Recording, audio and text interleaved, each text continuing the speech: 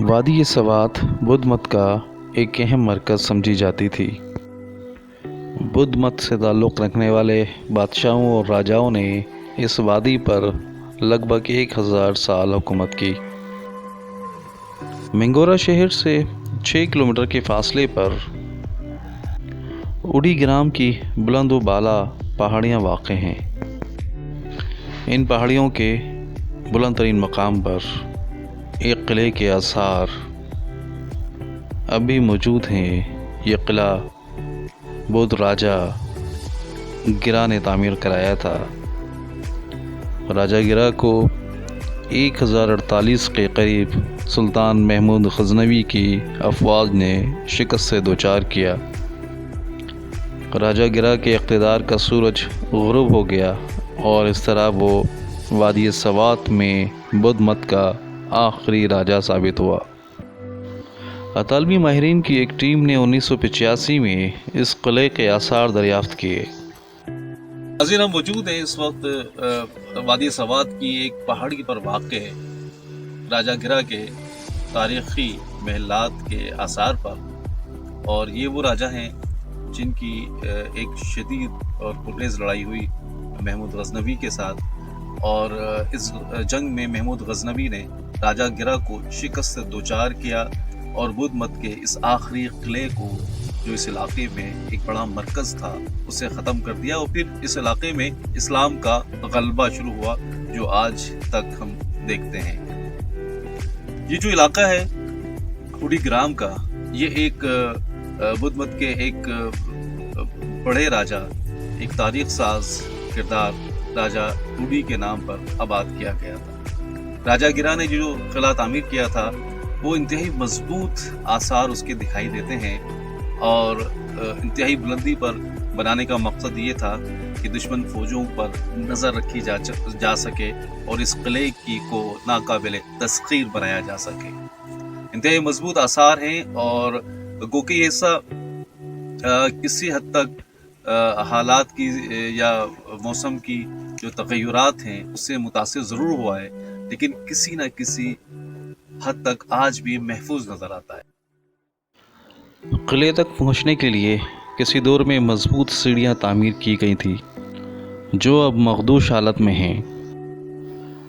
اس قلعے کو اڈی گرام پہاڑ کے سب سے اونچے مقام پر تعمیر کیا گیا۔ پہاڑ کی اس چوٹی سے پورے سوات کا بآسانی نظارہ کیا جا سکتا ہے۔ یہ قلعہ 9 منزلہ تعمیر کیا گیا تھا، اور اس کی تعمیر اس قدر مضبوط تھی کہ سلطان محمود غزنوی کی افواج کو کئی بار راجا گرا کی افواج کے ساتھ مار کا آرائی کرنا پڑی۔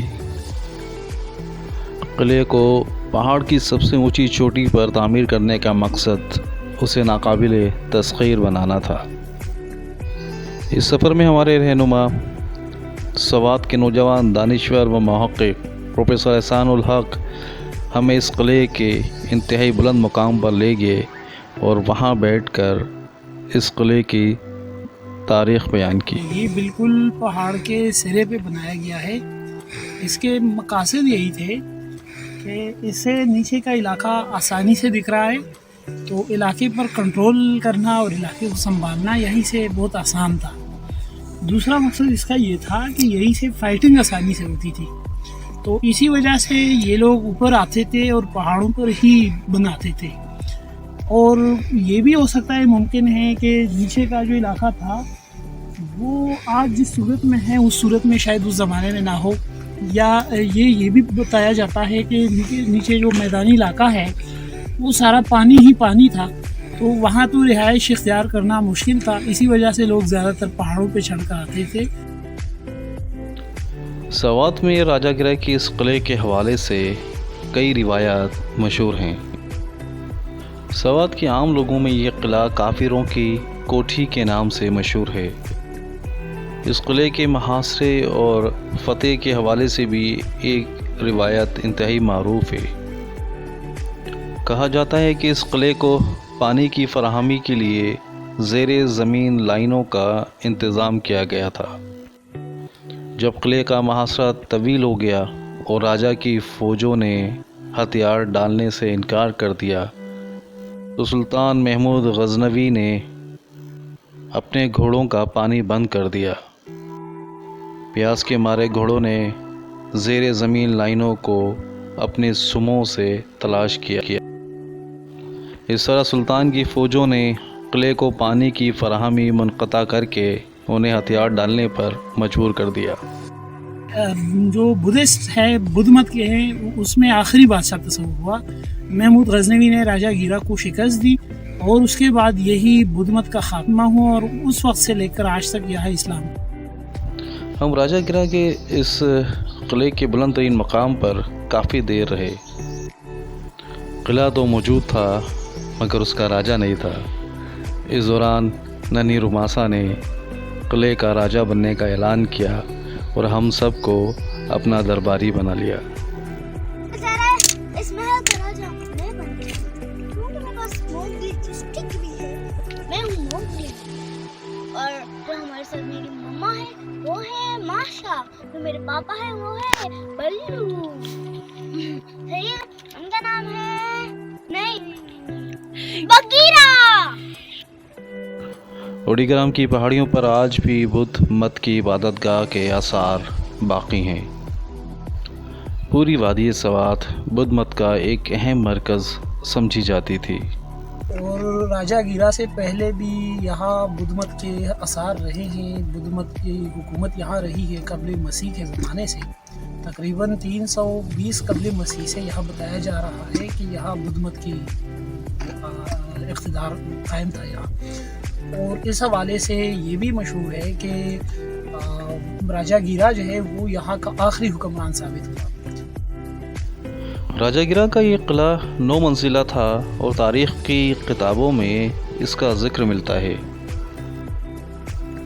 قلعہ انتہائی مضبوط اور مہارت سے تعمیر کیا گیا تھا۔ اس کی تعمیر میں بہترین آرکیٹیکچر تکنیک نے ماہرین کو حیران کر کے رکھ دیا۔ خیر 2 حصوں میں جو ہے وہ مشتمل تھا۔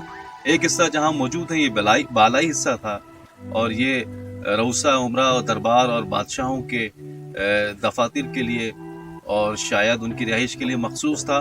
ایک حصہ جس کے آثار اب کسی حد تک جو ہے وہ مخدوش ہیں، وہ عوام الناس کے لیے مخصوص تھا۔ اوڈی گرام پہاڑ کے دامن میں دائیں جانب کچھ قبریں موجود ہیں جو ان شہداء کی ہیں جو راجہ گرہ کے ساتھ اس جنگ میں سلطان محمود غزنوی کے قافلے میں شامل تھے اور شہید ہونے کے بعد یہیں مدفون ہوئے۔ اسی مختصر قبرستان کے اختتام پر ایک مزار بھی واقع ہے جسے غازی بابا کا مزار کہا جاتا ہے۔ کہا جاتا ہے کہ صاحب کرامت بزرگ نے اس جنگ میں مسلمان دستے کی قیادت کی تھی اور پھر جام شہادت نوش کیا۔ عقیدت مند آج بھی بڑی تعداد میں غازی بابا کے مزار پر حاضر ہو کر فیض حاصل کرتے ہیں۔ راجہ گرہ کا یہ تاریخی قلعہ عدم توجہی کے سبب انتہائی مخدوش حالات سے دوچار ہے۔ ان آثار کو محفوظ بنانے کے لیے سرکاری سطح پر بظاہر کوئی انتظام نظر نہیں آتا۔ مناسب دیکھ بھال نہ ہونے اور موسم کے اثرات کے سبب یہ آثار مخدوش ہونے کا خدشہ ہے، اور اگر ان پر فوری توجہ نہ دی گئی تو ایسا نہ ہو کہ راجہ گرہ کا یہ قلعہ بھی راجہ گرہ کی طرح کوئی داستان بن کر رہ جائے۔ میں ہوں صابر فیاض اور آپ دیکھ رہے ہیں میرا یوٹیوب چینل تاریخ کا نیا سفر۔